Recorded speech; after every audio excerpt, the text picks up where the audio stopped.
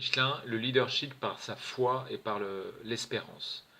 François Michelin a été le leader du groupe Michelin pendant près d'un demi-siècle et il a été leader à sa manière en s'appuyant vraiment sur une foi inébranlable et en pratiquant des gestes d'humilité.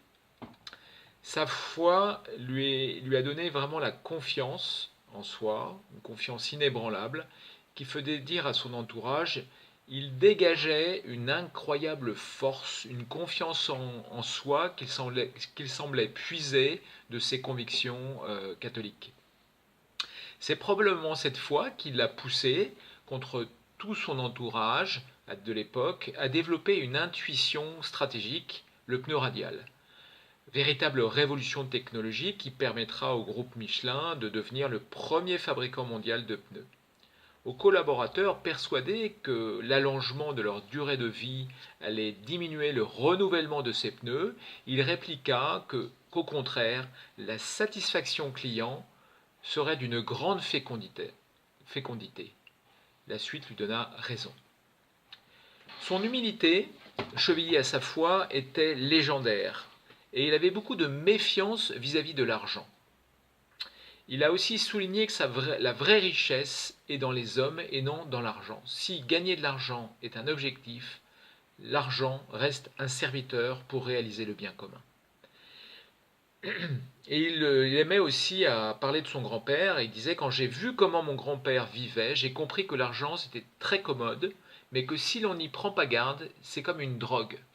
Et mon grand-père m'a dit deux choses que j'ai gardées, la vérité et la réalité sont plus grandes que toi, et l'argent doit être un serviteur, jamais un maître.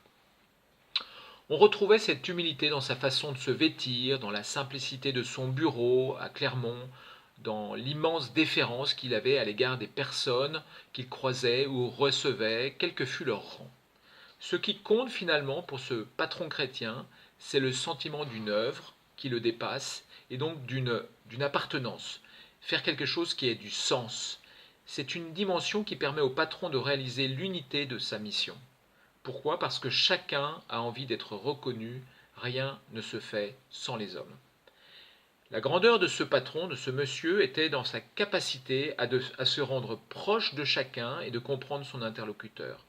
Les différentes épreuves qu'il a vécues, n'oublions pas, durant son existence, la perte très jeune de son papa, la perte de son fils Édouard qui s'est abîmé en mer, lui a probablement donné cette faculté de comprendre les événements, de se détacher du bien-être matériel et de poursuivre son idéal au service du bien commun. Comme patron, il portait une vision personnaliste et communautaire de l'entreprise, comme disait Saint Jean-Paul II. L'entreprise ne peut être seulement considérée comme une société de capital, elle est en même temps une société de personnes dans laquelle entrent de différentes manières et avec des responsabilités spécifiques ceux qui fournissent le capital nécessaire à son activité et ceux qui y collaborent par le travail. Il s'agit plus de former une communauté que de chercher l'intérêt personnel et d'entrer ainsi dans des luttes et des conflits. On comprend par là combien M. François rejoignait en acte, comme dirigeant, ce que depuis des années enseigne la doctrine sociale de l'Église. Celle-ci rappelle en effet que dans l'entreprise, la légitime recherche du bénéfice, donc de la réussite professionnelle, ne se fait pas au détriment de la dignité des personnes et de la valeur unique de chacune. Un chrétien a peut-être une vision des choses plus précise parce qu'il va plus naturellement à la racine de l'homme. François Michelin a été un très grand patron qui a vécu sous l'impulsion et le regard de Dieu, et on retiendra de ce leader sa très grande humilité, ses gestes d'humilité et sa foi inébranlable.